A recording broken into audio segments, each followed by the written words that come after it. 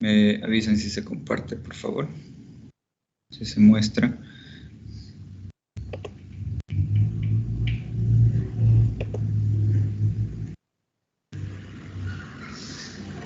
¿Se está observando?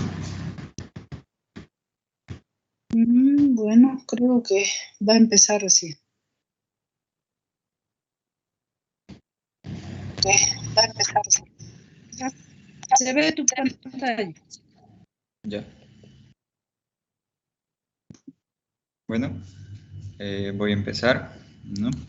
Con lo que es traumatismo faríngeo, un tema relativamente un poco corto, específicamente trauma faríngeo para otorrinolaringología, ¿no? Vamos a iniciar con lo que el traumatismo faríngeo, pues mayormente está relacionado o íntimamente relacionado con lo que son las consecuencias por cuerpos extraños en esta zona, ¿no? Un cuerpo extraño faríngeo se debe hacer sospecha siempre de una herida en dicha localización donde se puede encontrar el cuerpo extraño, ¿no? Hasta que se excluya lo contrario, ¿no? Siempre se debe pensar en traumatismo faríngeo por estar relacionado a un cuerpo extraño, hasta que se excluya lo contrario. Entonces, vamos a definir primero qué es trauma, ¿no? En esta forma, trauma viene del griego antiguo, trauma, que igual significa ruptura o herida.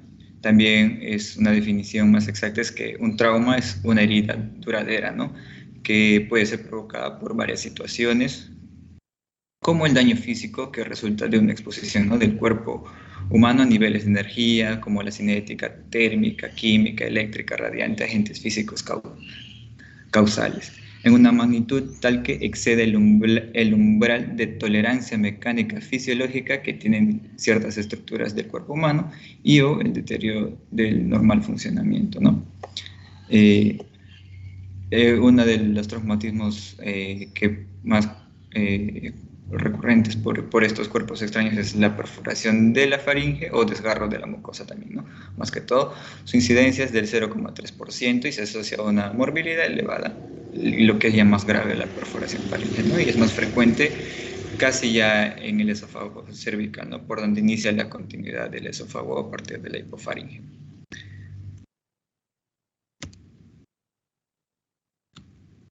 Entonces, la faringe, para recordar, pues, es un órgano muscular y membranoso, ¿no?, que se extiende desde la base del cráneo, que está limitada por los cuerpos del esfenoides, la apófisis del hueso basilar y los peñascos, ¿no?, hasta la entrada del esófago. Hasta ahí se extiende lo que es la faringe, ¿no?, que coincide generalmente con lo que es la séptima vértebra cervical, ¿no? Esta se va a encontrar sostenida por lo que van a ser los músculos que se insertan en lo que son las apófisis estiloides, como el estilogloso, estilofaringeo, etcétera, ¿no? Y los músculos también que se insertan en las apófisis mastoideas, principalmente el esternocleidomastoideo. Entonces acá podemos ver una imagen de corte coronal, se observa de posterior a anterior, ¿no? Podemos ver que la faringe se divide en tres zonas. Entonces, nasofaringe, rinofaringe, la orofaringe y la bucofaringe y la hipofaringe o faringolaringe, ¿no? Y ya hemos visto que la doctora nos hizo el recuerdo anatómico, simplemente para recordar nomás que la nasofaringe está recubierta, ¿no?, por epitelio ciliado pseudoestratificado, tanto la orofaringe va a estar cubierta por epitelio escamoso estratificado y la laringofaringe, ¿no?, por epitelio escamoso estratificado. Entonces, vamos a iniciar con lo que son los traumatismos, ¿no?, en la región de la nasofaringe. Vamos a ver que los traumatismos en la nasofaringe van a estar clínicamente. El paciente, cuando va a tener un traumatismo, va a presentar lo que es epistaxis. El paciente en la nasofaringe no puede presentar epistaxis como consecuencia del traumatismo, ¿no?, junto con un dolor local, obstrucción nasal, la presencia de un cuerpo extraño, especialmente en los niños, debe ser sospechoso siempre cuando se trata, ¿no?, de una rinorrea purulenta unilateral. Entonces, con respecto a su patogenia por traumatismo de la rinofaringe o nasofaringe, ¿no? El traumatismo localizados van a ser de forma aislada, son muy poco frecuentes, ¿no? En esta región anatómica, más que todo, presenta una buena protección por lo que son siempre las estructuras óseas, el macizo facial, la base del cráneo, ¿no? Y los músculos y ligamentos que rodean a toda esta zona, ¿no? En los niños se puede producir lesiones a nivel de la mucosa de la rinofaringe, más que todo por lo que es la introducción de cuerpos extraños. No hemos visto que los niños en juego, en forma de broma, se meten cosas por la nariz, incluso más pequeñas que un crayón, entonces estos pueden aspirar y llegar, pues, ¿no? a rasgar la mucosa. Habitualmente siempre son pequeños, ¿no? Como juguetes o fragmentos de alimentos. Entonces, las lesiones rinofaringes no traumáticas, por traumatismos externos, como armas de fuego, armas blancas, accidentes de tráfico, generalmente no se presentan aisladas, o sea, se suelen incluir en lo que son los traumatismos craniofaciales, ¿no? Con afectación del macizo facial y la base del cráneo. Esto ya se encargaría de otra especialidad como en cirugía de cabeza y cuello o en traumatología, ¿no? Para reparación completa de esto. Entonces, las lesiones, por ejemplo, iatrogénicas que puede haber también en la nasofaringe pues suelen ser originados por desgarros, ¿no? Desgarros mucosos, ¿no? Tras la localización, por ejemplo, de una sonda nasogástrica o también de adenectomías agresivas, ¿no? Que pueden originar lesiones mucosas de la rinofaringe, ¿no? Estas se van a manifestar siempre con epistaxis que ceden más que todo al poco tiempo, generalmente. La tendencia espontánea, la rápida cicatrización de esta zona hace que no requiera habitualmente ningún cuidado especial, ¿no? La sobreinfección de dichas heridas en excepcional. No sé si alguna vez alguien en prácticas, por ejemplo, nos hemos puesto entre nosotros una sonda nasogástrica y la verdad, pues ha habido estos puntos de choque, ¿no? De la sonda, por ejemplo, a nivel del esfenoides, donde ha podido producir una lesión, pero simplemente no ha sucedido nada grave y por lo que es la rápida cicatrización en esta zona, no ha habido complicaciones, ¿no? Entonces, así que no requiere habitualmente ningún cuidado especial. Y bueno, si hay ya sobreinfección de dichas heridas, pues va a ser excepcionalmente y ya se va a tener que ver el tratamiento de antibiótico-terapia profiláctica, ¿no? Entonces, el diagnóstico. ¿Cómo se va a diagnosticar un trauma a nivel de la rinofaringe? El diagnóstico se basa más que todo en un adecuado examen de la rinofaringe, ¿no? Tradicionalmente se visualiza mediante lo que es el espejillo de Kaun, ¿no? También la introducción de un nasofibroscopio, ¿no? Y de ópticas nasales rígidas permiten explorar siempre esta región anatómica, ¿no? De forma exhaustiva, siempre previa anestesia local, ¿no? Para los pacientes que no puedan tolerar, porque es una zona inervada y bastante incómoda para realizar estos exámenes. Por lo tanto, podríamos usar, no sé, algodones impregnados con adrenalina o cualquier otro anestésico local, ¿no? Como la lidocaína, ¿no? Para poder realizar estos dos exámenes. Y habitualmente no se requiere, cuando hay traumatismos en esta zona, de otros exámenes imaginológicos, ¿no? Para el diagnóstico. Porque generalmente se puede usar el TAC, la tomografía computarizada, que nos va a permitir establecer la extensión de lesiones ya asociadas, ¿no? Cuando se trata de un traumatismo craneofacial más que todo, o esos traumatismos por agentes externos, ¿no? Graves, donde compromete el macizo facial y también la base del cráneo, ¿no? ¿Qué complicaciones puede haber de esos traumatismos a nivel de la rinofaringe? Por persistencia de un cuerpo extraño puede agravar la lesión de la mucosa, ¿no? Puede haber ulceraciones de la misma que se manifiestan con epistaxis generalmente posteriores, depósito de concreciones calcáreas, ¿no? Alrededor del cuerpo extraño, se puede ir calcificando alrededor del cuerpo, entonces estos depósitos también se pueden ir impregnando a nivel de lo que es la mucosa y dañar, ¿no? Generar un trauma. Complicaciones infecciosas secundarias a traumatismos en rinofaringe, ¿no? Como por ejemplo en por golpear la zona, ¿no? Del punto de impacto con el esfenoide salmentero, una sonda nasogástrica, por ejemplo, poco frecuentes, y ante heridas muy extensas, pues la profilaxis siempre antibiótica, ¿no? Ahora vamos a ir con la zona de la orofaringe. Bueno, la zona de orofaringe también la clínica, ¿no? Su clínica es que principalmente el síntoma inicial es la hemorragia, ¿no? La hemorragia a nivel de lo que es la orofaringe. Posteriormente, el paciente va a referir siempre dolor en dicha localización, que se va a incrementar con lo que es la deglución, ¿no? Va a tener, debido a la inervación de la faringe, no es infrecuente que el enfermo siempre presente una ortalgia refleja, ¿no? A veces parece disfagia y también puede parecer cialorrea, ¿no? Si el componente inflamatorio es muy importante, se manifiesta como disnea también, ¿no? Por la lesión, si va a haber un componente inflamatorio ya por la lesión, ¿no? Que es ya una complicación. Entonces, dentro de la patogenia de la orofaringe, pues los traumatismos de orofaringe pueden ser secundarios, ¿no? Lo que son igual los cuerpos extraños, siempre hay que tener en cuenta eso.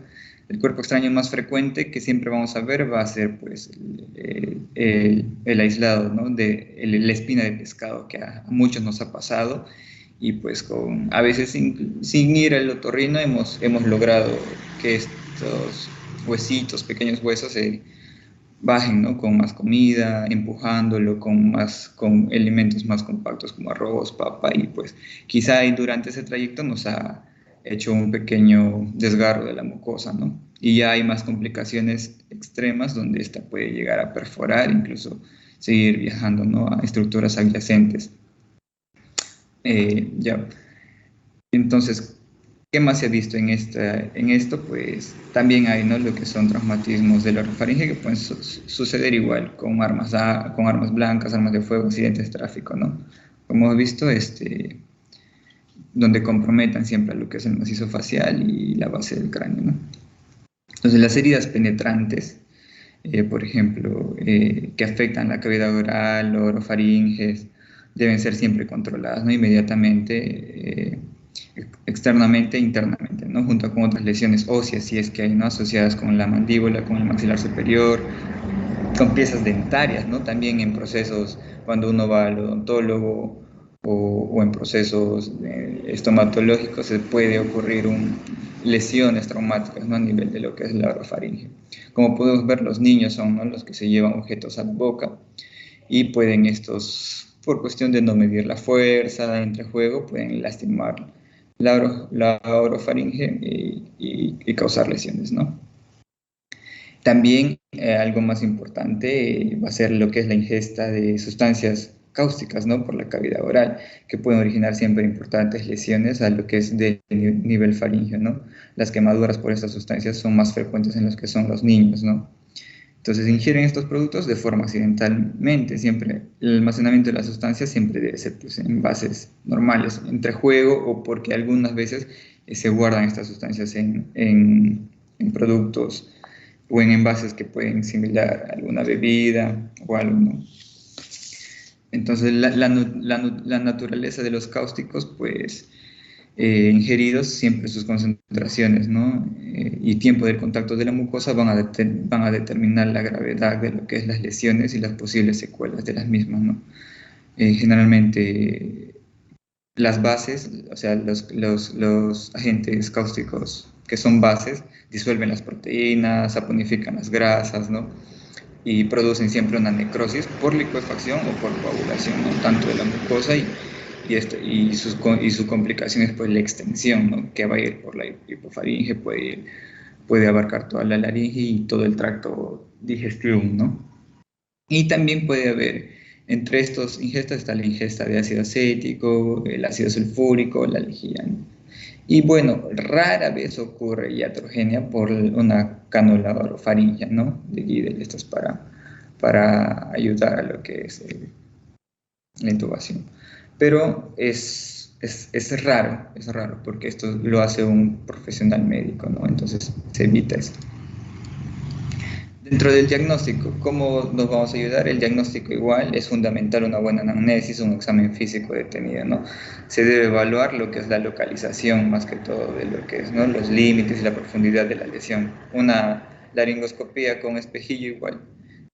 La laringio, ¿no? Es un método de exploración más adecuado, al igual que una rinofaringoscopía, ¿no? Que puede ser utilizada con el fibroscopio igual, porque esta va a ver todo el trayecto.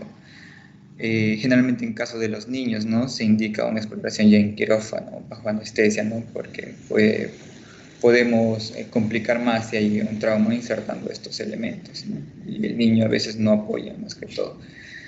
Las lesiones por cáusticos, por ejemplo, acá hay una lesión, pues, por la ingesta de lo que es el ácido acético, ¿no?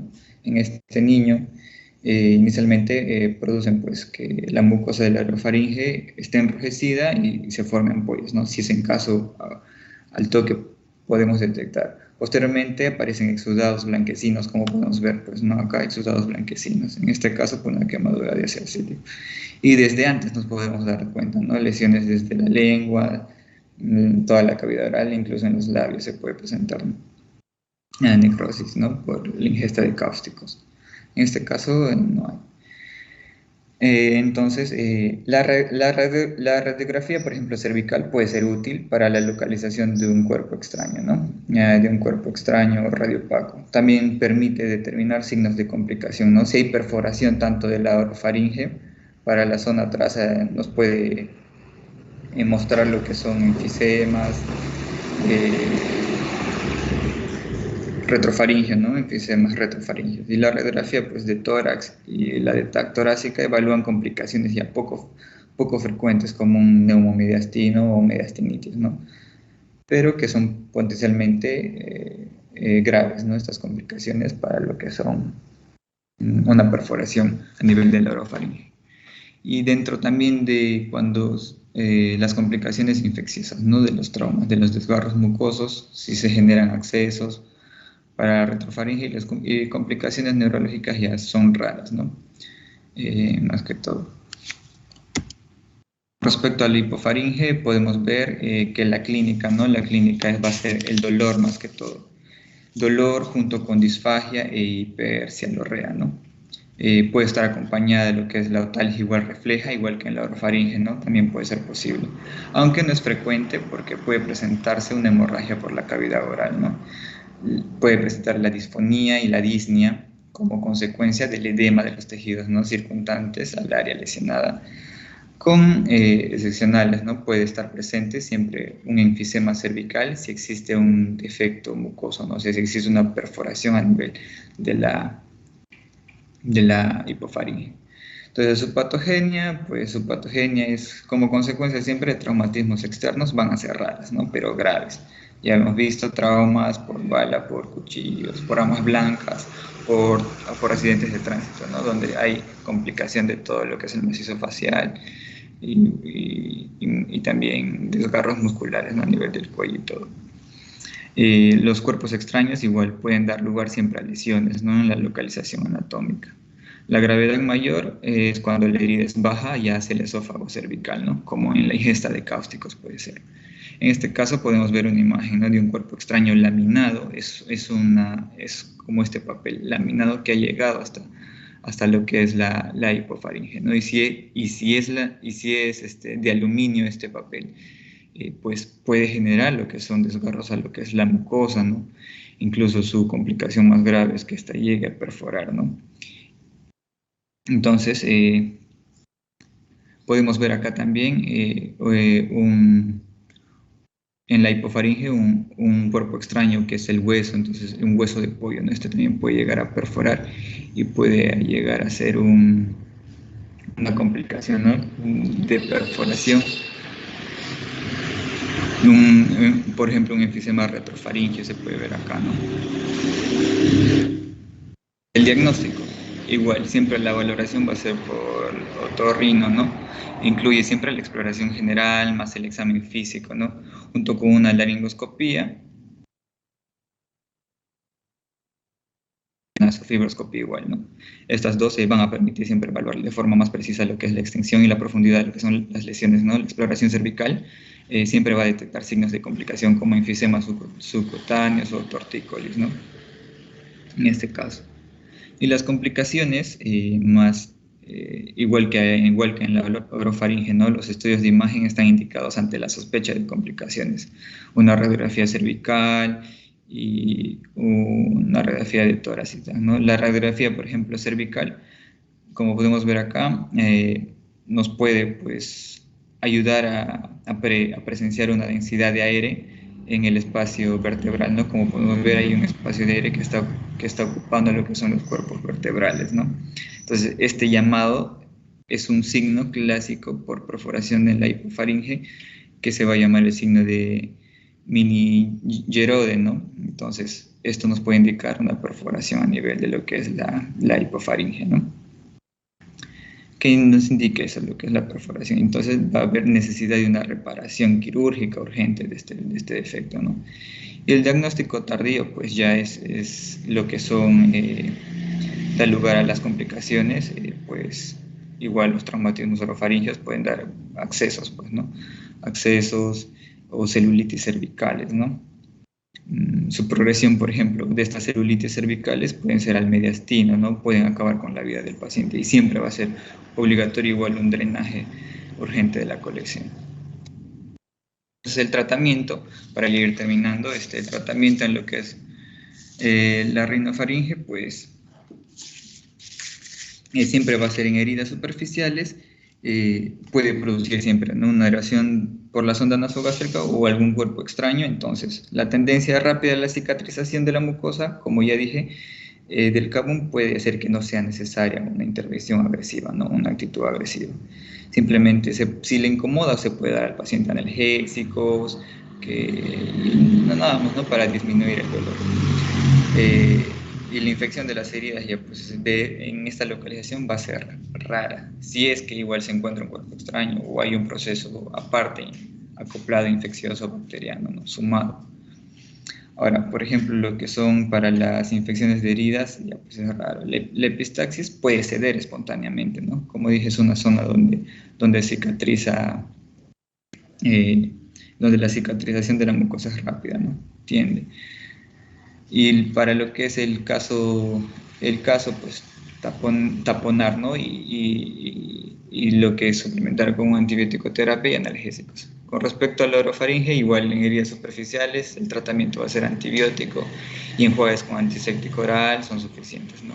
Si las heridas ya son profundas, contusas, con bordes mal definidos, pues siempre va a ser la exploración en quirófano bajo anestesia general, ¿no? Se tienen que desbridar los bordes, se retiran los cuerpos extraños en el interior de la misma, se va a tener que limpiar la herida y se controla la hemorragia, ¿no? Y se evacúan los hematomas, si es que hay hematomas, ¿no? Por acúmulos de sangre, como sabemos, debajo de la mucosa. Se sutura lo que es la herida por planos de forma cuidadosa, ¿no? Se debe evitar lo que son la cicatrización por segunda intención, ¿no? Que pueden generar cicatrices por tracción, ¿no? Grandes defectos de la pérdida de la sustancia, o sea, se refiere a traumas enormes como traumas por accidentes de tránsito, destrucción del macizo facial, pues siempre es repararlos, ¿no? Con injertos de piel o con colgajos de la mucosa próxima, ¿no? La observación hospitalaria siempre va a ser durante al menos 48 horas. Por ingesta de cáusticos, pues siempre hidratación abundante y siempre el control va a ser por endoscopía, ¿no? Y evitar que el paciente vomite el contenido, porque igual vamos a dañar más la mucosa y no solo tanto de la orofaringe, sino de todo el tracto más que sigue, ¿no? La hipofaringe y el esófago. Es útil siempre el empleo de los tratamientos analgésicos, ¿no? Medidas como frío local o anestésicos locales como la lidocaína igual alivian al paciente, como dije. Colocar siempre una sonda nasogástrica para nutrir al paciente, porque va a haber incomodidad para que pueda deglutir o masticar, ¿no? Y ya en lesiones graves, pues alimentación parenteral, ¿no? Y tratamiento antibiótico de amplio espectro junto a la corticoterapia. Para lo que es la hipofaringe, pues el tratamiento va a ser las heridas, ¿no? Que suponen un defecto de la mucosa, van a requerir siempre una cervicotomía, ¿no? Que es llegar a lo que es la hipofaringe mediante una una operación quirúrgica por lo que es el cuello, ¿no? Que va a ser un desbridamiento, ¿no? De lo que es toda esta parte. En este caso, en la imagen podemos ver una cervicectomía, desbridamiento y toma de muestra del pus para cultivo, ¿no? Se forma un absceso, un flemón, en este caso retroesofágico, ¿no? Para evitar lo que son complicaciones como lo que son la celulitis cervical y otras cosas más, ¿no? Entonces, generalmente se coloca una sonda nasogástrica y se instaura con una antibiótica terapia profiláctica en caso de diagnóstico tardío con una complicación infecciosa asociada con un absceso. Las lesiones, por ejemplo, producidas por lo que son los agentes químicos, ¿no? También pueden afectar lo que es la hipofaringe. Asegurar siempre la permeabilidad de las vías respiratorias no superiores va a ser vital. Por lo tanto, va a tener una intervención quirúrgica siempre en esta zona. Y el traumatismo faringeo-laringeo abierto o un gran traumatismo maxilofacial, para que el paciente pueda respirar, se va a tener que hacer pues una traqueotomía, ¿no? Eso sería todo. Y ahora están las preguntas.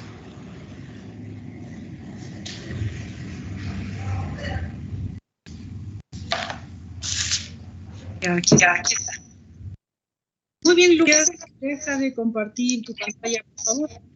Y, a ver, una pregunta para ti. Gracias, deja de compartir la pantalla. ¿En qué área un trauma, una herida, a qué nivel es más peligroso? ¿Rinofaringe, orofaringe, hipofaringe? En este caso, en lo que es la hipofaringe y orofaringe, ¿no? Porque en esta zona puede haber perforación y puede hacer un enfisema retrofaringeo, ¿no? O sea, el aire va a desviarse detrás de estas estructuras, como hemos visto en lo que es la hipofaringe en una radiografía cervical se ha visto el signo de meningidore, ¿no? Que es esa capa o ese patrón oscuro que se ve a nivel de los cuerpos vertebrales, que nos indica que hay pues aire, ¿no? Que está ingresando por ahí. ¿Ya? Muy bien, eso es importante recordar, ¿no? De que la hipofaringe es el área más peligrosa, por decirlo entre comillas, que suele tener mayores complicaciones, ¿no? En cuanto a infecciones, abscesos a diverso nivel y que se pueden extender al cuello y al mediastino. Y igualmente incluso en los tumores de hipofaringe tienen peor pronóstico que los tumores a nivel de orofaringe. Muy bien, gracias Lucas, muy bien, deja de compartir y Yarami, entonces comparte su siguiente tema de exposición. Entonces, mientras Yarami pone sus diapositivas, recordarles, ¿no? Generalmente cuando hay un trauma, una herida, como habló Lucas, una de las manifestaciones más inmediatas es que hay sangrado, que hay una hemorragia. ¿Qué hacemos ante un sangrado ahí de orofaringe? ¿Qué dice Jonaiker? Jeremy está preparando su tema, ¿no? Ya, perfecto. Sí, doctora, ¿se logran ver las diapositivas? Creo que recién van a empezar. ¿Jonaiker está? Sí, doctora, deberíamos ubicar, ¿no? Inicialmente a qué nivel se encuentra la afectación para luego tomar acciones en cuanto a si el vaso a qué vaso afectado se podría encontrar, ¿no? Con la lesión. Perfecto. Ya lo viste el vaso, ya lo ubicaste. ¿Qué haces?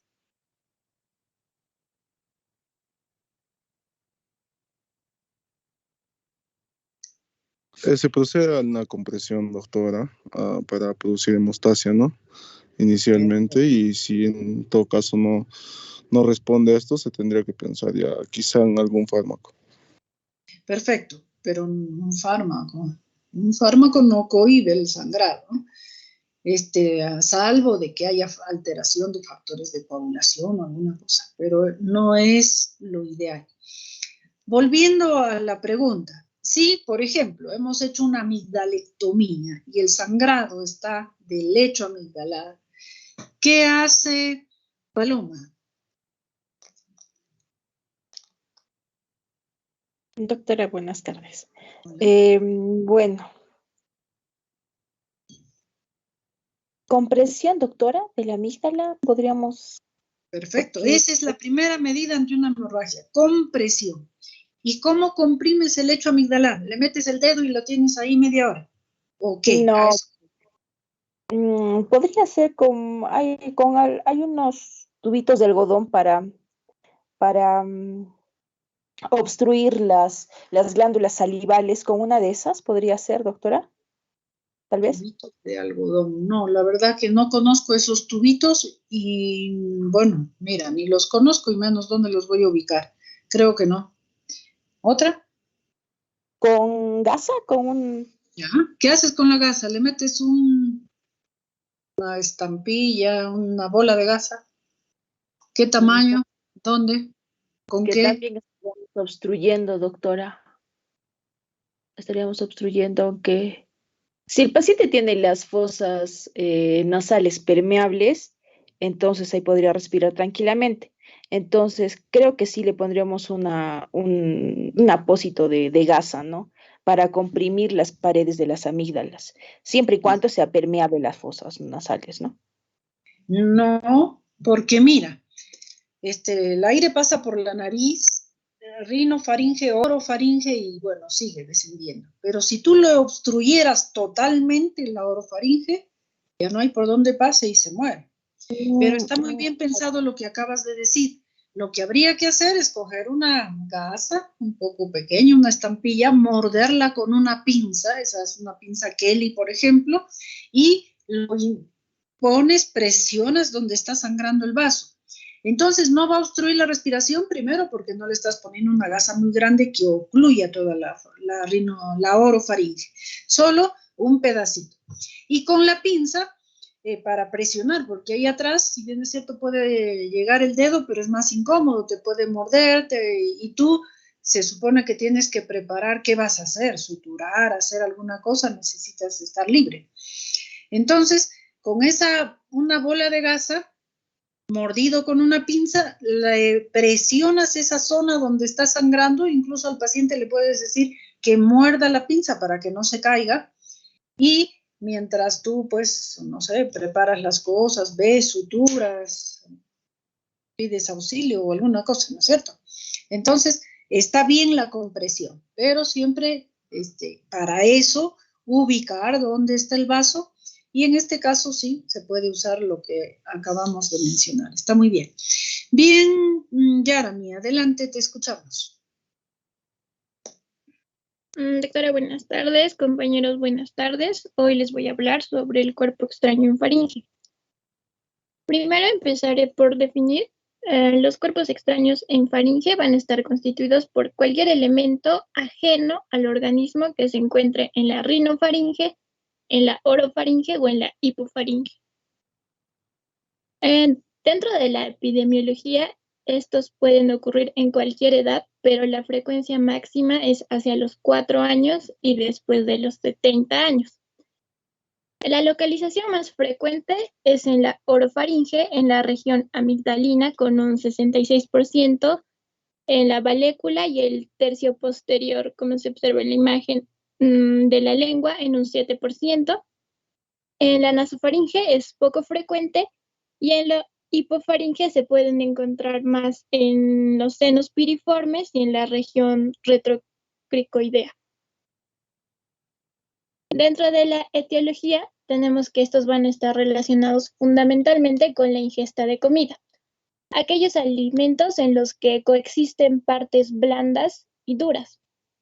Puede ser las espinas de pescado o huesos de pollo.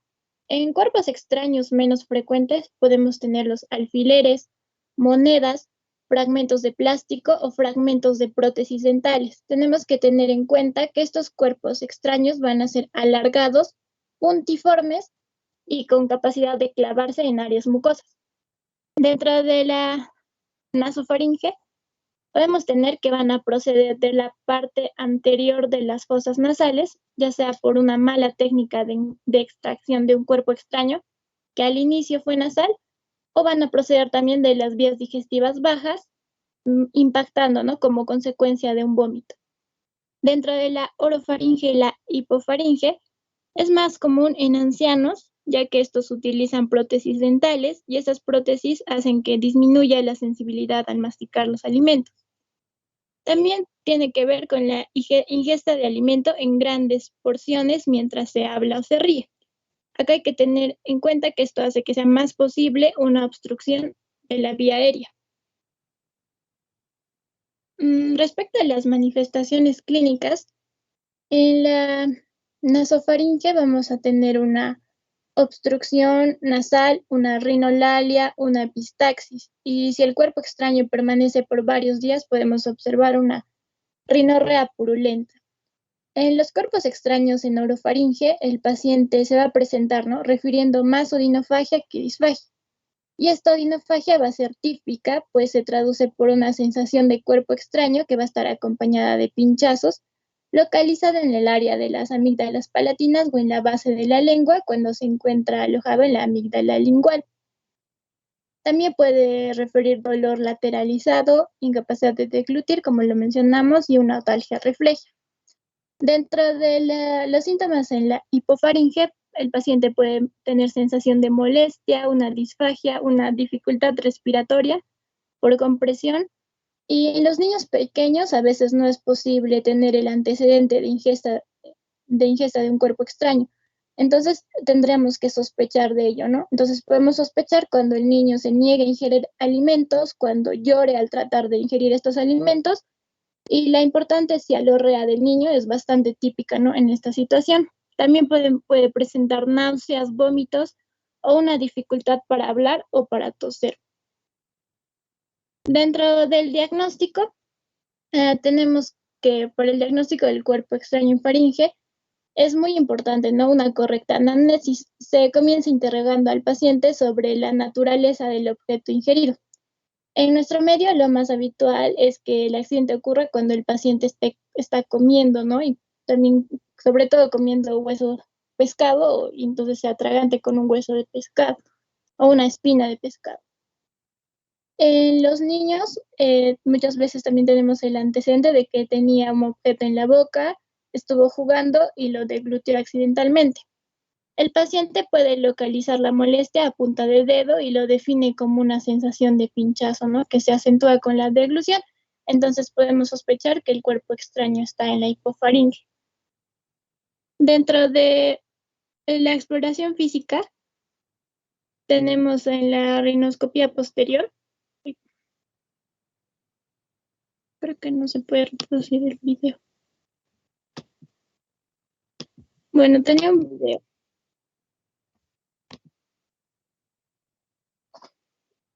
Ya, ahí se observa el video en la exploración física de la nasofaringe, ¿no?, que consiste en introducir en la faringe por debajo y detrás de la úvula un espejillo que va a permitir visualizar los orificios posteriores de la fosa nasal.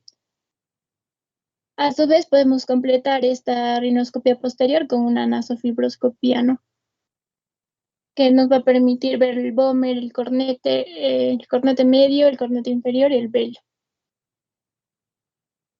Dentro de la orofaringe vamos a tener una exploración directa de la cavidad oral. Con ayuda de un depresor lingual nos vamos a ayudar porque la mayoría de cuerpos extraños se van a enclavar en las criptas de las amígdalas o entre la amígdala palatina y el pilar anterior.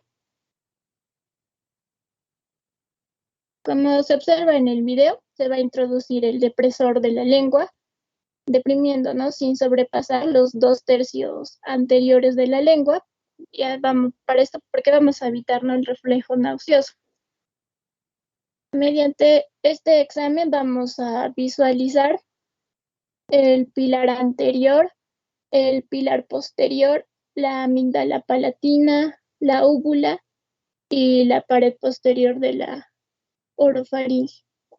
Lo vamos a observar en el video, ¿no? Ahí está el pilar anterior, el pilar posterior, la amígdala palatina, la úvula y la pared posterior del orofaringe. Entonces, si no se visualiza, mediante esta técnica se puede complementar, ¿no?, con un tacto digital suave de la base de la lengua o con una nasofibroscopía que requiere anestesia local. Dentro de la hipofaringe puede ser mediante una laringoscopía directa, con una nasofibroscopía o una laringoscopía indirecta con un espejito laríngeo. Aquí tenemos que examinar muy bien los senos piriformes, ya que en ellos se asientan, ¿no?, con frecuencia los cuerpos extraños. Dentro de los exámenes auxiliares, podemos solicitar una radiografía simple, cervical, torácica, anteroposterior y lateral. Para permitir visualizar los cuerpos extraños, vamos a ver si este cuerpo extraño es radiopaco y para descartar, ¿no?, complicaciones. Una de las principales es la perforación de la pared mucosa faríngea y el absceso cervical. Algunos signos que nos pueden orientar a sospechar de estas complicaciones son el enfisema retrofaríngeo y el neumomediastino. Dentro del tratamiento, principalmente en la nasofaringe, se recomienda la remoción, ¿no?, del cuerpo extraño bajo una anestesia general y una intubación endotraqueal. Nos podemos ayudar de instrumentos ópticos nasales para su extracción por vía nasal o bucal.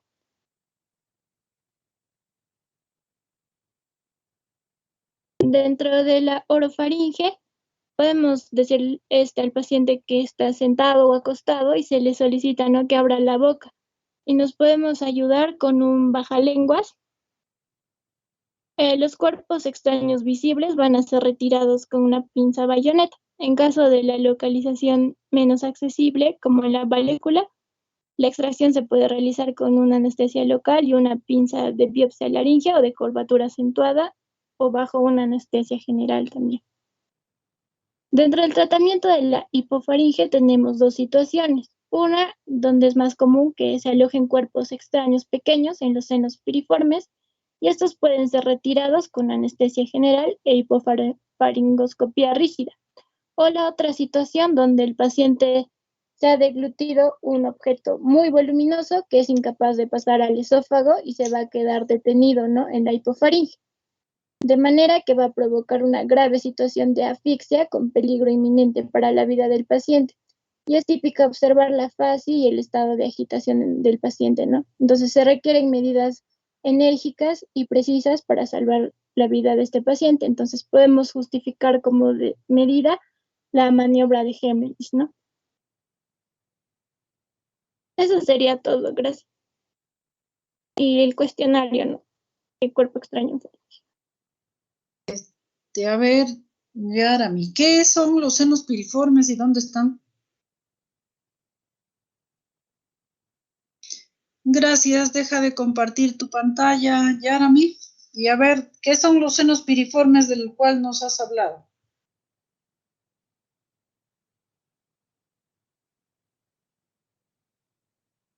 Hola, ¿me escuchas?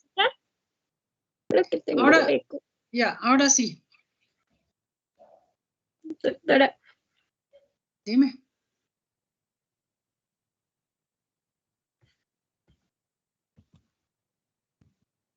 Como lo dije, los senos piriformes van a ubicarse, ¿no?, en la hipofaringe, doctora. Van a ser como fosas, ¿no?, estrechas o depresiones que van a estar a los lados de la abertura de la laringe.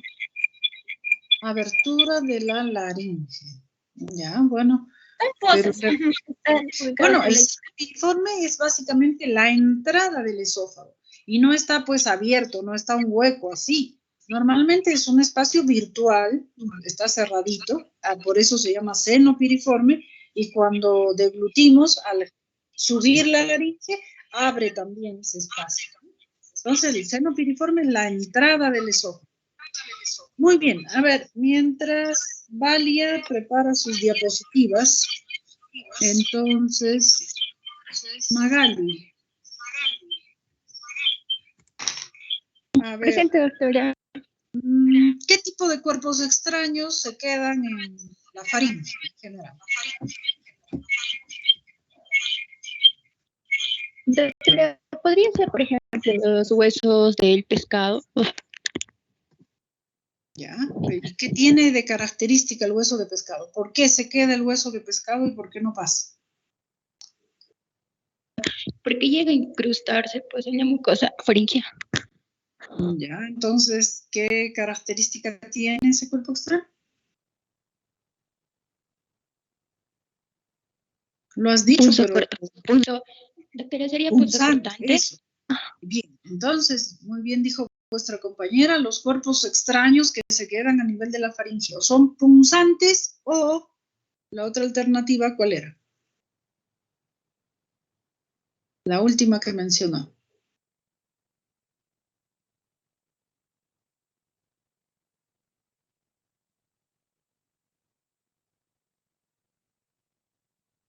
Magali, ¿está ahí? Sí, doctora.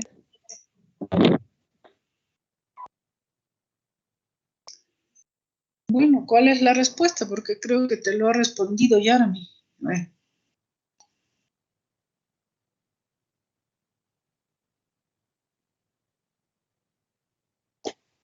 ¿Respondo, doctora? No entendí.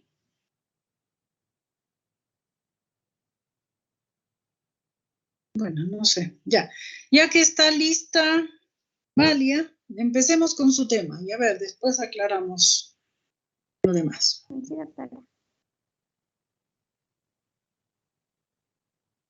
Ya.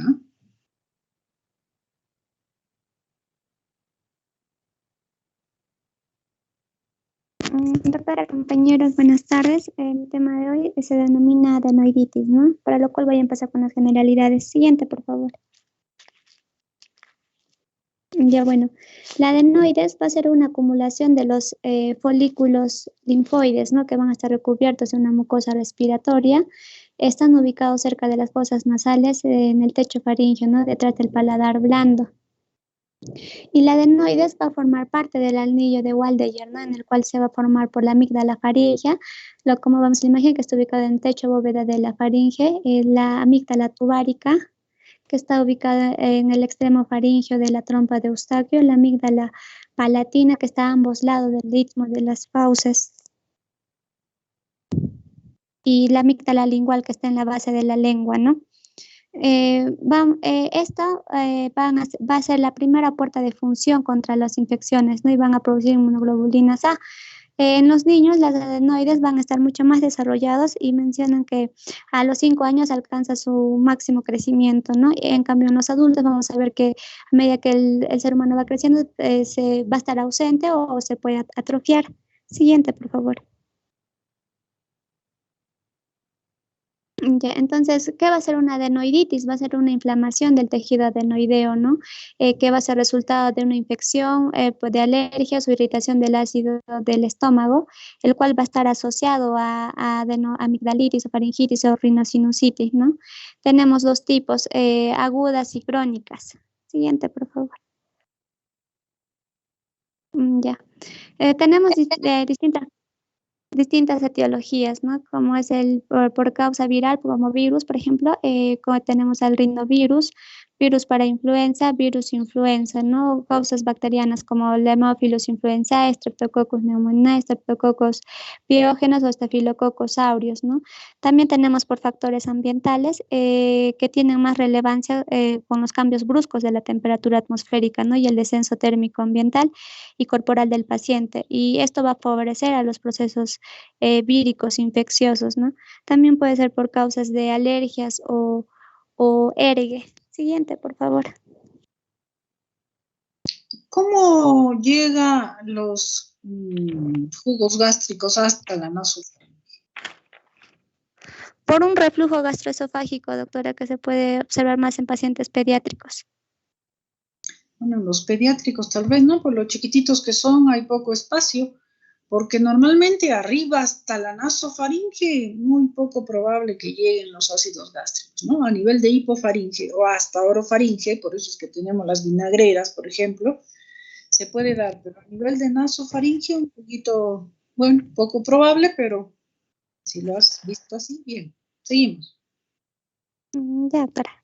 Respecto a la epidemiología, va a ser, se va a presentar de forma igual tanto en varones y en mujeres, ¿no? Y va a tener una incidencia máxima en pacientes de 2 a 6 años y 12 de ellos van a presentar 12% de los niños roncan, ¿no? Siguiente.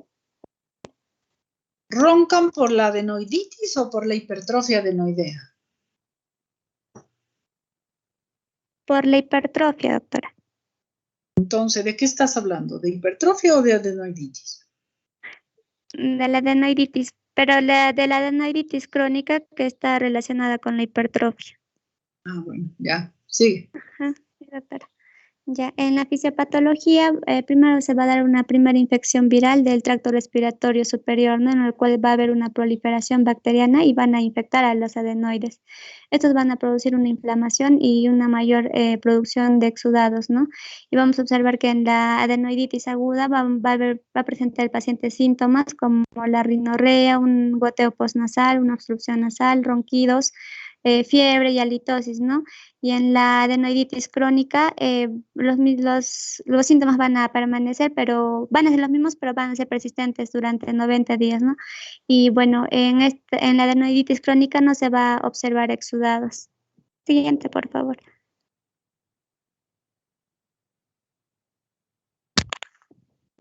Ya, en la historia clínica, bueno, en los antecedentes, el paciente puede presentar una otitis media aguda recurrente, una obstrucción nasal, una otitis media crónica o síndrome de apnea obstructiva del sueño, ¿no? Entonces, el paciente va a venir con una rinorrea purulenta, un goteo postnasal, puede presentar obstrucción o ronquidos, ¿no? Como el sueño va a ser interrumpido debido a la falta de ventilación nasal, van a ser frecuentes los ronquidos, ¿no? Y bueno, también puede presentar fiebre, una respiración bucal, halitosis, ¿no? Siguiente, por favor. Ya, aquí vamos a ver un examen físico, una respiración bucal, ¿no? Acá vemos que el paciente, bueno, tiene los dientes procidentes, ¿no? Y la falta de atención intelectual debido al sueño deficitario secundario a la mala respiración va a realizar por sus niños va a hacer que con frecuencia los niños presenten babeo, ¿no? Y va a adquirir, vamos a ver acá, la cara del niño distraído o absorto, ¿no? También puede presentar ojeras alérgicas, saludo alérgico, ¿no? Que tiene esta característica como vemos en la imagen. También puede presentar una secreción nasal transparente, ¿no? Siguiente, por favor. Perdón, a ver, ahí estabas hablando de qué. A ver, baja esa imagen anterior. Entonces, el examen físico de qué. Tu tema es adenoiditis. Adenoiditis. Ya, Sí, ¿y en las doctora. adenoiditis puedes encontrar estas fases? Respiración bucal, sí, ¿Por qué doctora. encontrarías ojeras alérgicas? ¿Por qué encontrarías saludo alérgico en una adenoiditis? Las ojeras alérgicas, doctora, porque una de las causas de la adenoiditis también puede ser por alergias, doctora, y también porque el paciente no puede conciliar el sueño, ¿no? Ya, pero esa es manifestación de la alergia. Entonces, si es que esa fuera la causa de la adenoiditis, podría ser, pero no es, no sé, manifestación de la adenoiditis. No sé si me dejo entender. ¿Ya? Ahora, tú misma has hablado de que, por ejemplo, en las adenoiditis hay secreción producida por estafilococos, estreptococos. Entonces, ¿qué color serían las secreciones? Amarillentas, verdosas, doctora. Claro. ¿Y la respiración Espesas. bucal? Ya, bien. Entonces, ya, seguimos. Ya, doctora. Siguiente, por favor. Ya en la fase adenoidea que se debe observar en la adenoiditis crónica, ¿no? En el cual vamos a ver a la paciente que tiene una pigmentación suborbitaria, ¿no? Como vemos en la niña, tiene ojeras, en el labio superior va a estar hipertónico, ¿no? Que está retraído, que está corto. El labio inferior está hipotónico, ¿no? Que está interpuesto entre los dientes. Tiene una boca abierta y presenta también babeo, ¿no? Vamos a ver que la lengua está proyectada hacia adelante, ¿no? Esto vamos a observar una adenoiditis crónica. Siguiente, por favor. ¿Por qué? A ver, ¿cuál es la fisiopatología de la facies adenoidea? ¿Qué es lo que pasa? ¿Por qué ocurre esta carita? La obstrucción va a ser, la inflamación va a ser mayor, doctora, en la adenoiditis crónica. y va a provocar que haya una fase adenoidea, que es en la fase aguda no presenta. Ya. Pero yo diría más en la hipertrofia adenoidea, no tanto en la adenoiditis. Muy bien, sigue.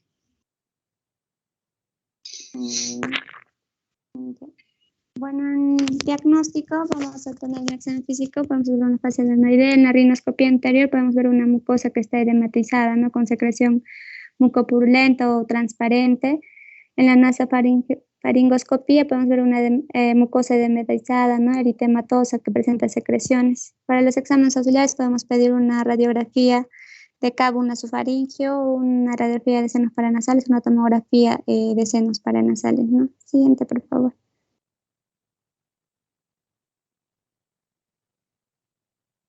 Bueno, este es un cuadro en el cual nos muestra los grados de obstrucción, ¿no? Como vamos a ver, en el grado 0 va a haber ausencia de obstrucción, en el grado 1 va a presentar un 33% de obstrucción, en el grado 2 un 66% de obstrucción y en el grado 3 vamos a ver una obstrucción completa, ¿no? Siguiente, por favor. En el manejo y tratamiento, si fuera por causa o origen viral, vamos a tener al paciente en observación, ¿no? En el cual no vamos a indicar antibióticos y vamos a ver que el paciente va a tener, se va a recuperar de 5 a 7 días, ¿no? Si fuera de origen bacteriano, si el paciente presentara secreciones mucopurulentas de la nariz o de la garganta, vamos a recomendar antibióticos, ¿no? Como amoxicilina, ácido clavulámico. También podemos dar claritromicina o acitromicina, ¿no? Y vamos a observar que mejora de 48 a 72 horas y vamos a dar antibióticos por 10 días, ¿no? Si fuera de origen alérgico, vamos a recomendarle esteroides nasales como aerosoles o antihistamínicos, ¿no? Y si fuera origen por reflujo gastroesofágico, vamos a recomendar al paciente con cambios de modificación en estilos de vida y uso de inhibidor de bomba de protones, ¿no? O bloqueadores. Siguiente, por favor. En el tratamiento quirúrgico, bueno, doctor, entonces en todo caso este tratamiento quirúrgico estaría más relacionado con una adenoiditis hipertrófica, ¿no? En el cual vamos a tener indicación. Exacto, no con una adenoiditis, con una hipertrofia. Cierto. Ahora, que pueden coexistir, sí, pero son dos entidades diferentes. Ya, a ver, ¿qué más? Sigue. Bueno, en este cuadro nos muestra cuándo debemos dar indicaciones absolutas en qué pacientes debemos hacer tratamiento quirúrgico, ¿no? Y nos menciona en pacientes con apnea, en pacientes que presenten fase adenoidea, con fenómenos óticos frecuentes o una etmoiditis en la infancia, ¿no? O indicaciones relativas según la sintomatología, ¿no? Y va a estar contraindicada en aquellos pacientes que presenten una hendidura palatina o enfermedades sistémicas. Eso sería todo, doctora. Ya, muy bien. Ya, deja de compartir, gracias. Bien, chicos, primero, bueno, sobre todo en este último caso, Valia yo creo que ha confundido el tema. Más se ha hablado de hipertrofia adenoidea que de adenoiditis como tal.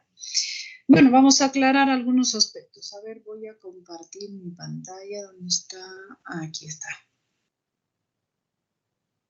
Por cierto, recordarles que en nuestro sílabo están los exámenes inopinados en cada clase, cuando se pueda, pues hacer los cuestionarios inopinados. Hasta el momento no habíamos podido hacerlo, lo vamos a hacer hoy está programado para las 3:25 de la tarde. Entonces hay un cuestionario de los inopinados que lo van a resolver y nuestro cuestionario del capítulo en general de nariz va a ser a las, Doris, 9 de la noche me dijiste, ¿no?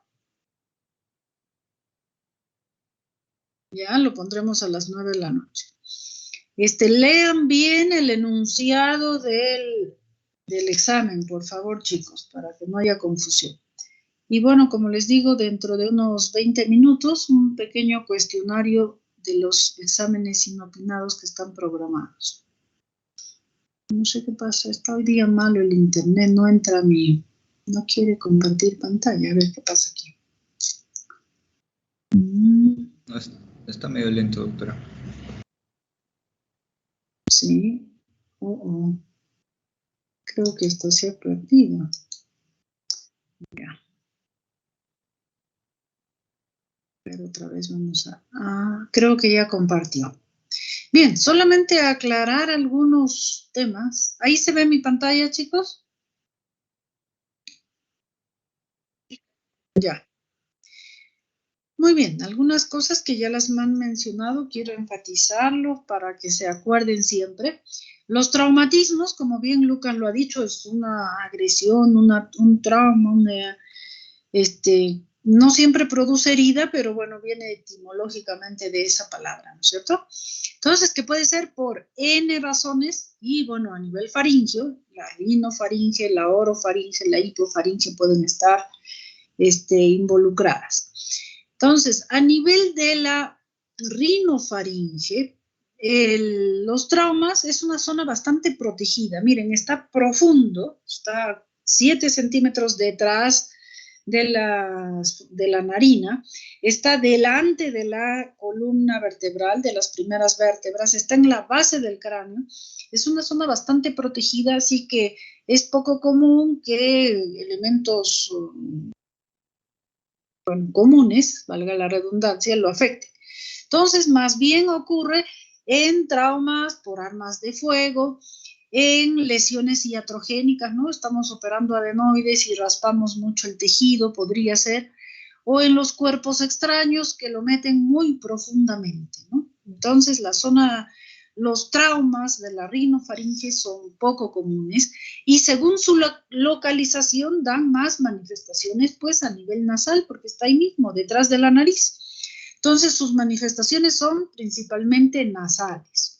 Y el examen físico igualmente, como hemos mencionado, pues con endoscopía nasal o con la rinofaringoscopía para ver las lesiones que pudieran haber. Y el tratamiento para tratar esa zona generalmente al paciente, como es una zona poco accesible, incluso en los adultos es una zona igualmente poco accesible, generalmente vamos a tener que dormir al paciente para que con tranquilidad buscar, ver bien y tratar de reparar las lesiones que pudieran haber a ese nivel. A nivel de la orofaringe, generalmente, como lo ha dicho también vuestro compañero, es consecuente a los cuerpos extraños, sobre todo del tipo punzocortante o elementos cáusticos, como también lo ha mencionado, ¿no? La bibliografía refiere, por ejemplo, a picaduras de insectos, pero es muy poco común, ¿no? Sería uno que esté gritando y una abeja se le mete allí y le pica en la orofaringe. Se han dado algunos casos, pero realmente es muy poco común. Más son consecuencia de cuerpos extraños, quemaduras, sustancias cáusticas y también lesiones directas. ¿Por qué? La orofaringe pues está al alcance de todos, ¿no es cierto? Es solamente abrir la boca y ahí al fondo está la orofaringe.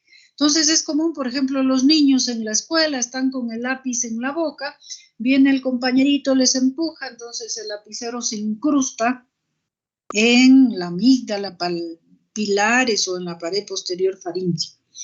O que igualmente uno está comiendo el tenedor o algo pudiera entrar ahí profundamente por algún accidente. Entonces, como ya hemos mencionado, una de las principales, o mejor dicho, primeras manifestaciones de un trauma, de una herida, suele ser la hemorragia. Entonces, hay lo primero hacer, ubicar el lugar y hacer hemostasia. Ya hemos hablado cómo hace un momentito para ir de inicio haciendo compresión del vaso sangrante. Y si la herida es grande, pues habría que suturarla, ¿no es cierto? Sus manifestaciones van a ser propias de la deglución principalmente, porque en esa zona la faringe, bueno, tiene mucho que ver con la deglución, y también pueden manifestar otalgia refleja. Vale decir que la herida, la patología está en la orofaringe, pero por razones de la inervación, el paciente suele referir el dolor a nivel del oído. Y va a haber dificultad y dolor a la deglución, ¿no? Entonces, eso también es importante para que ustedes lo tengan en cuenta. Y tanto en los cuerpos extraños como en las lesiones que acabamos de mencionar, como la orofaringe, está a nivel de la boca, es muy accesible, podemos suturar o tratarlo muchas veces con solamente anestesia local o una compresión directa. No así en la rino y en la hipofaringe, como también lo ha mencionado vuestro compañero. A nivel de la hipofaringe, las manifestaciones son un poco más graves, las lesiones pueden complicarse con mayor facilidad y también, como es una zona poco accesible, el tratamiento va a ser con anestesia general, ¿no? Con paciente dormido para poder ver mejor la hipofaringe y suturar o hacer la intervención que corresponde dependiendo del caso en que se trate.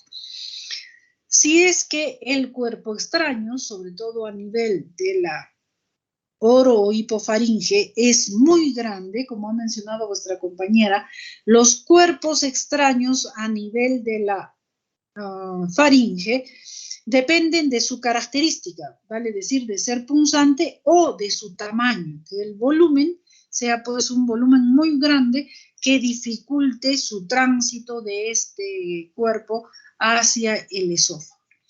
Entonces, en esos casos y muchas veces para la reparación también va a hacer falta hacer la traqueotomía, como ha mencionado vuestro compañero. Entonces, son aspectos para recalcar de lo que han dicho vuestros compañeros y aclarar un poco. En cuanto a los cuerpos extraños, igualmente pueden estar en rino, oro o hipofaringe. En rinofaringe también son poco comunes y sus manifestaciones igualmente son básicamente nasales y el tratamiento tiene que ser bajo anestesia general, ¿no? Entonces, las manifestaciones: rinolalia, secreción purulenta, epistaxis, obstrucción nasal, cuando la lesión es a nivel de la nasofaringe. Si es a nivel de la orofaringe, dolor faringio, es típica la lateralización, que el paciente puede decir me duele a la derecha o a la izquierda. Incluso eso, señalar con un dedo dónde es que siente el dolor punzante. La incapacidad para deglutir y por su cercanía igualmente la otalgia refleja. En cambio, en la hipofaringe ya son más manifiestas disfagia o dinofagia, y precisamente esto que no quiere y no puede deglutir es la causa de la cialorrea que presenta el paciente. Y también estimula pues las náuseas, muchas veces los vómitos, la presencia del cuerpo extraño ahí a nivel de la hipofaringe. Y si es un cuerpo extraño cuyo volumen es muy grande, entonces ahí ya va a afectar el tránsito del aire y va a afectar pues el intercambio gaseoso. Entonces el paciente va a manifestar sensación de ahogo cuando el cuerpo extraño es voluminoso. Volviendo a la orofaringe, o mejor dicho, en toda la faringe, el lugar donde con mayor frecuencia se quedan los cuerpos extraños es a nivel de la orofaringe.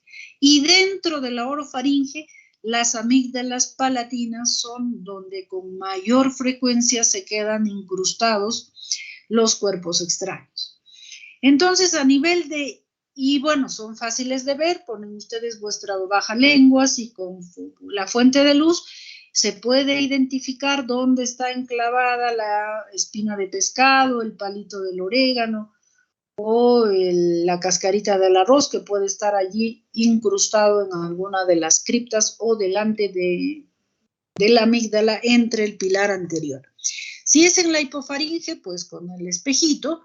Si es un adulto, podemos intentar con nuestra pinza curva, dirigiéndonos con el espejo laringio, pero si está muy profundo o es un niño, entonces ahí sí tiene que ser bajo anestesia general necesariamente. Las complicaciones ya bien nos ha hablado vuestro compañero, y algo en lo que quiero hacer hincapié y lo ha mencionado vuestra compañera, es que cuando el volumen del cuerpo extraño es grande, es decir, se ha tragado un pedazote de carne, entonces no pasa por la faringe hacia el esófago, que puede quedar ahí atragantado. Entonces, él también ya va a obstruir la vía respiratoria, entonces el paciente ya empieza a debilitarse y a ponerse incluso cianótico. En estos casos es útil la maniobra de Hemlich, pero si estuviéramos sospechando de una espina de pescado, de un hueso de pollo, ahí no es útil la maniobra de Hemlich porque el cuerpo extraño está enganchado.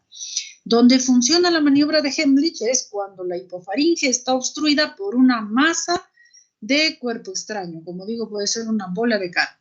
Entonces ahí ayuda esta maniobra, como lo han descrito, se pone el puño, se presiona tratando de escurrir el aire contenido en el pulmón para que ese aire empuje el cuerpo extraño y pueda eliminarse.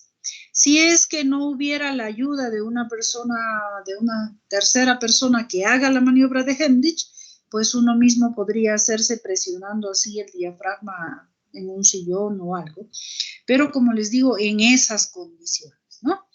Y si es que no se pudiera hacer, que ese cuerpo extraño está enclavado ahí en la hipofaringe, el paciente va a perder el conocimiento y en ese momento ya podríamos, para tratar de permeabilizar la vía aérea, hacer una cricotomía, que la vamos a ver en clases posteriores. Muy bien, entonces esos detalles que quería enfatizar en cuanto a trauma y a el cuerpo extraño a nivel de la faringe. Recuerden ustedes, depende de dónde está localizado para su signo, sintomatología y por supuesto su tratamiento. Y en la adenoiditis, su nombre lo dice, ¿cuántas veces lo hemos mencionado? ¿Qué significa la terminación itis? Proceso inflamatorio, ¿cierto?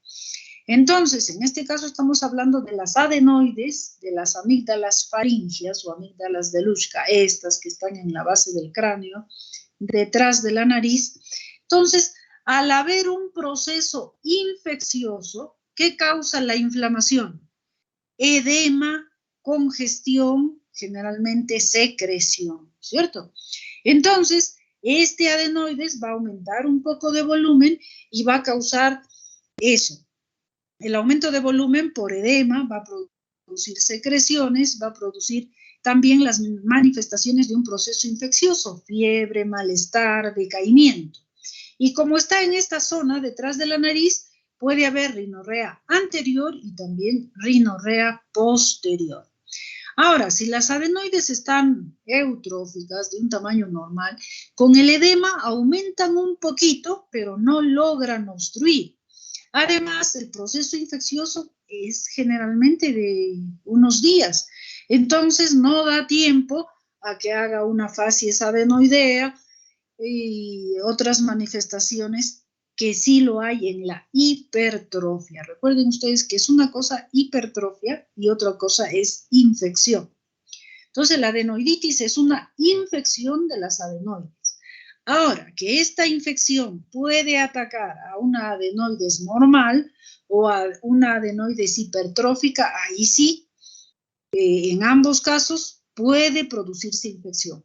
Pero las manifestaciones son de la infección básicamente malestar, fiebre, secreciones, congestión de la mucosa afectada. Ya he mencionado los gérmenes víricos que pueden afectar o los bacterianos que podrían producir la adenoiditis. Entonces, básicamente, obstrucción nasal, porque va a haber un pequeño aumento, no siempre grande, sería una obstrucción mucho mayor si es que previamente había una hipertrofia adenoidea. Fiebre, voz nasal también por la obstrucción, cefalea, otalgia por la cercanía o complicarse con el propio oído. Entonces recuerden que la facies adenoidea es más consecuencia de una hipertrofia adenoidea. Entonces aquí tienen, por ejemplo, una imagen de una adenoides que está grande, está obstruyendo más del 75%, y hay que saberlo diferenciar. A ver, ¿dónde está mi imagen? Ya, entonces, miren, si hacemos una endoscopía, vamos a ver al fondo las adenoides grandes, puede haber secreción purulenta y congestión. Mire, está enrojecido, cómo cambia el color. Entonces hay que saber hacer la diferencia. Bien, aquí el proceso infeccioso, miren las adenoides, están enrojecidas, ¿ya? Fuera de estar grandes, están edematosas, enrojecidas, que se diferencia con el tejido o el color de la mucosa adyacente. En cambio, en la hipertrofia no hay ese color, es todo de un color normal, un rosadito pálido. Entonces, si ven en la rinofaringe al fondo, una cosa eritematosa, edematizada, ese es una adenoiditis, proceso de un problema infeccioso a nivel de las adenoides. Y pueden ver las secreciones aquí en la parte anterior en la nariz y también pueden estar chorreando por atrás hacia la faringe y eso es lo que se conoce como la rinoscopía posterior. Entonces, dependiendo del tamaño también van a variar las manifestaciones, pero la manifestación infecciosa es igual prácticamente de las otras amígdalas. Recuerden que también tenemos amígdalas tubáricas, sublinguales y otras. Y hacer el diagnóstico diferencial con hipertrofia. Eso es súper importante. Muy bien, chicos, entonces aquí nos quedamos por hoy. Entren en vuestro aula virtual a resolver el cuestionario, ¿ya? Y en la noche les voy a dejar otro cuestionario que correspondería al primer aporte del capítulo de nariz de esta parte, ¿no? Muy bien, chicos, entonces resuelvan su cuestionario y nos volvemos a unir más tarde. Dime. No aparece. No aparece, a ver, déjame revisar. De repente, suertudos, no he podido ponerlo. Entonces, resolvemos el... Si no aparece, ya lo veremos en la noche. ¿Dónde está? ¿Seguros que no aparece? Déjame ver. Sí, doctora. Sí, doctora. Doctora, no Sí, aparece. la parte no está en ninguna de las dos. Para la siguiente, mejor, doctora. A ver, voy a revisarlo. De repente solo es quitarle el ocultar. Está oculto. A ver si solo es eso. ¿O hay algún otro error?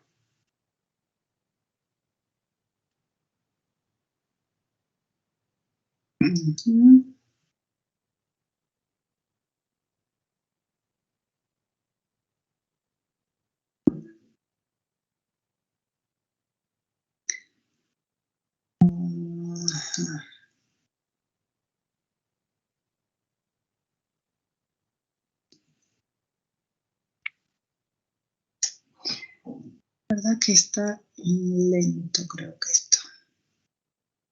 La siguiente, doctora. Sí, doctorita, con más calma. Aquí pero eso se supone que lo debemos hacer al final de todas las clases, porque ya está fresquito, lo acaban de oír de todo lo que hemos mencionado. A ver, aquí yo veo las preguntas, ¿por qué no está puesto? ¿Dónde está?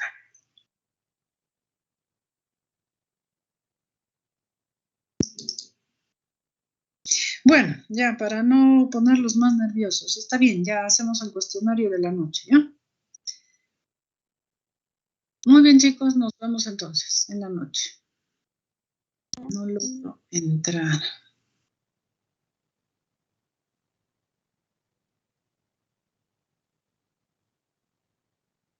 Ya, muy bien, chicos, entonces ya voy a revisar qué me ha pasado y de paso reviso el otro cuestionario más. ¿Ya? Hasta luego y esperemos...